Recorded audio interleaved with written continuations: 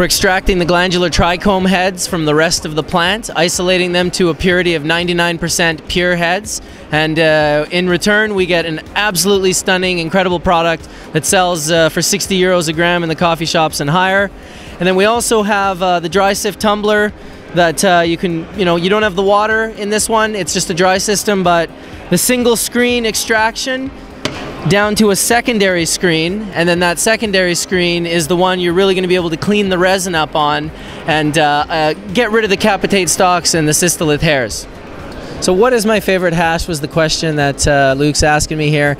And I mean, I've had incredible water hash that is so tasty and so incredible, but I have to give it up to the full melt dry sift, which has zero footprint. If you isolate heads dry out, you don't leach out any water-soluble terpenoids. Everything is there and present, and it's the holy grail of hash. And if you walk around this expo and you ask anyone if they have full melt dry sift, I'd be surprised if you found it with more than one person, and I wouldn't be surprised if you didn't find it with any people. It's not for sale at coffee shops. It's not available. No one pulls it out of their pocket and says, here, let me load you a bowl of this. And that to me speaks volumes about what is the most special, it's always the rarest thing, the thing we can't find. And full melt dry sift, dry sifting is an art form, and being able to clean heads on a screen is an art form. Bubble bags, isolator bags, all these water hash bags, they take the art out of it and make it easy for the end user. We make it so you can get a 99% pure head return,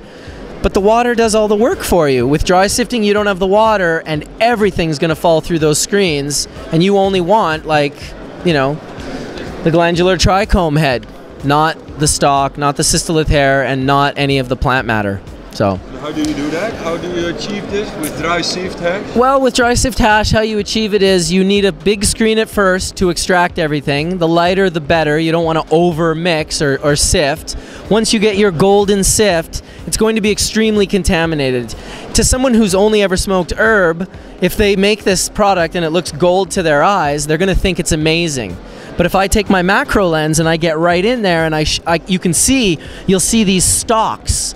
They're capitate stalks, and they're like cellulose. They're non-active. They don't have resin in them, and they make. How do you get the stalks out of the resin? Well, this is the tricky part. What you need to do is you need to card the resin over a tighter screen, and the glandular trichome heads, they don't push through the screen, but the stalks, they break and snap, and you can eventually push them through. But it's hard work, it's detailed work, and it's patient work. It could take a half an hour to clean a couple of grams, and not a lot of people, want to put that in. But full melt dry sift hash cannot be beat. Thank you, Mark.